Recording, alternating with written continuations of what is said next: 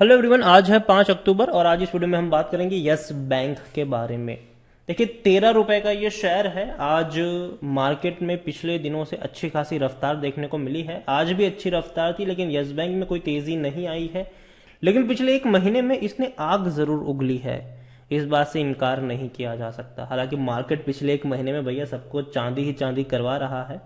और वीडियो में हम डिस्कस करेंगे कि यस बैंक में आखिर चल क्या रहा है, खरीदने का मौका है कि नहीं, पोजीशन क्या है हाल फिलहाल यस बैंक की, वो भी डिस्कस करेंगे। लेकिन उससे पहले अगर आपने अभी तक चैनल को सब्सक्राइब नहीं किया है तो प्लीज़ अभी इसे सब्सक्राइब कर लीजिए, क्योंकि आगे भी बहुत सारे वीडियोस हैं जो आपको काफ़ी ज़्यादा हेल्प करेंगे। तो बात करते हैं यस बैंक की। 13 रुपए का शेयर है और पिछले एक महीने में अगर देखने की कोशिश करें तो एक महीने में यस बैंक का शेयर तकरीबन 18% का ग्रोथ दिखा चुका है। मतलब आप देखिए, 10 रुपए मतलब 11 रुपए के आसपास था, 15 के करीब पहुंचा, टूट के वापस बिखरा, फिर से तेजी की तरफ कोशिश कर रहा है। लेकिन अगर हम थोड़े और पीछे जाए समय में तो एक साल में यस बैंक के शेयर में गिरावट काफी बड़ी है। बड़ी रफ्तार आई थी, एक झटके में भैया 20 रुपए तक पहुंचा, लेकिन उसके बाद देखे तो लगातार ये टूट ही रहा है। हर बार तेजी की कोशिश की, उससे ज्यादा टूट गया, तेजी की कोशिश की, उससे ज्यादा टूट गया, फिर तेजी की कोशिश की, फिर से टूट गया। अभी की तरफ अगर देखने की बात करें तो हम यस बैंक देखा जाए तो लार्ज कैप शेयर है। 33,000 करोड़ के आसपास का इसका मार्केट कैप है और वॉल्यूम 10 करोड़ के आसपास के नजर आए हैं। बड़ी क्वांटिटी में शेयर ट्रेड हो भी रहे हैं। प्रमोटर हम सब जानते हैं कि भैया राणा कपूर एंड फैमिली कब की यहां से निकल चुकी है, उनके पास एक शेयर भी अब नहीं बचा है।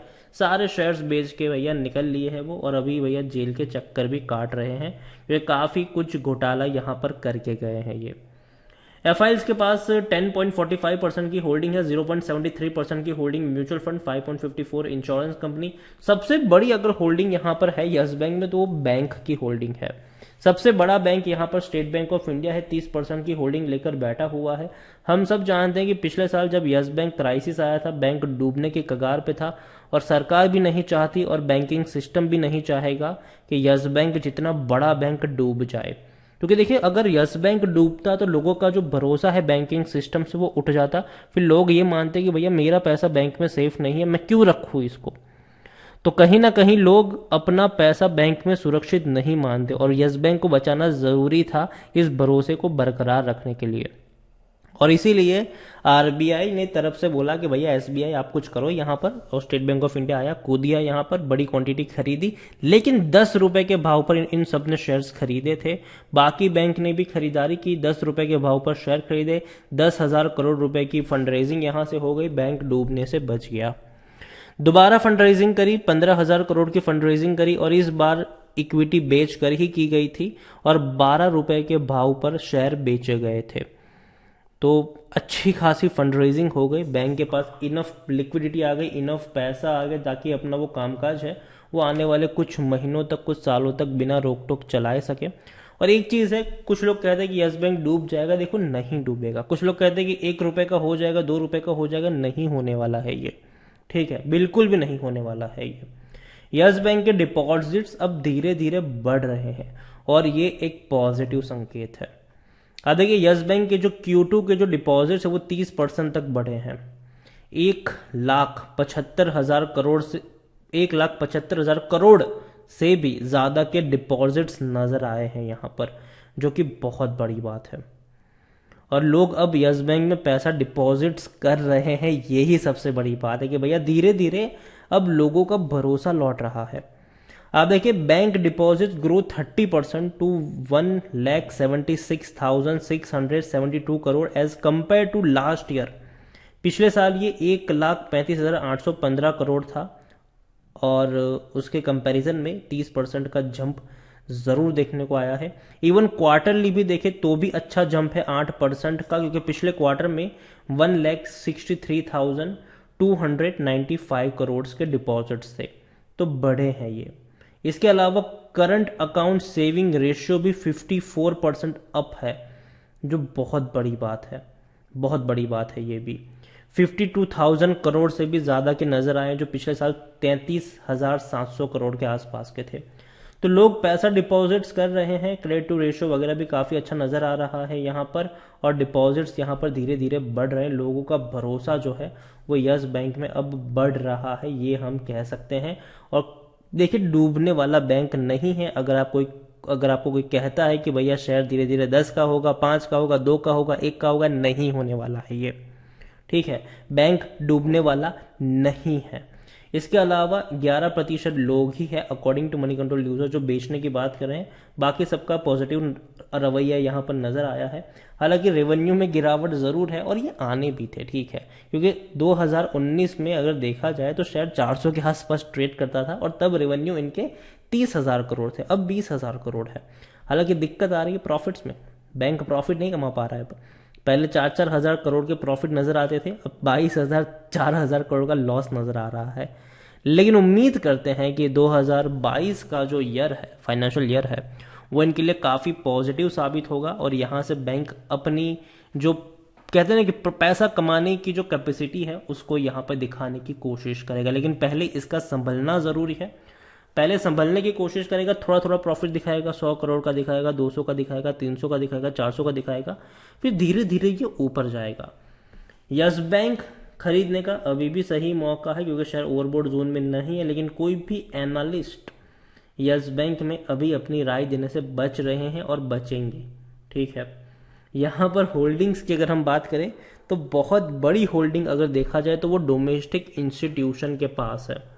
यहाँ पर 46.37, ज़्यादातर बैंक्स यहाँ पर शामिल है। डोमेस्टिक इंस्टीट्यूशन में ज़्यादातर बैंक ही शामिल है, और अदर पार्टीज भी है यहाँ पर। रिटेल वालों ने भी अच्छी खासी खरीदारी करी है। देखिए, मेरा पर्सनल ओपिनियन है यस बैंक को लेकर, आप मानना चाहो तो मानो, मत मानना चाहो तो मत मानो।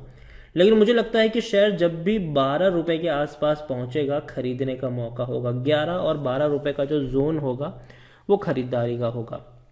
और ये इससे पहले भी मैंने एक वीडियो बनाया था कि जब शायद 10-11 रुपए के आसपास था, मैंने कहा था कि 14 रुपए के आसपास ये मूव करता नजर आएगा, लेकिन 14 रुपए के बाद आपको एक प्रॉफिट नजर आएगा जो इसको वापस 12 रुपए तक खींच के लेकर आएगा। वापस वहां से ऊपर जाएगा, 16-17 पे जाएगा, वापस प्रॉफिट बुकिंग आएगी, दोबारा ये 14-15 पे आएगा, वापस तेजी जाएगी, 20 के आसपास जाएगा, वापस ये टूट के 16-17 के आसपास जाएगा, वापस ये ऊपर जाएगा। लेकिन इन सब में एक लंबा वक्त लगेगा, लंबा इंतजार करना पड़ेगा। 13 रुपए का शेयर है, अगर 2 रुपया भी यहां से बढ़ जाता है ये शेयर, 2 रुपया भी, 13 रुपए का शेयर अगर 15 पे भी चला जाता है तो सीधे सीधे आपका 15 या 18% का फायदा हो गया।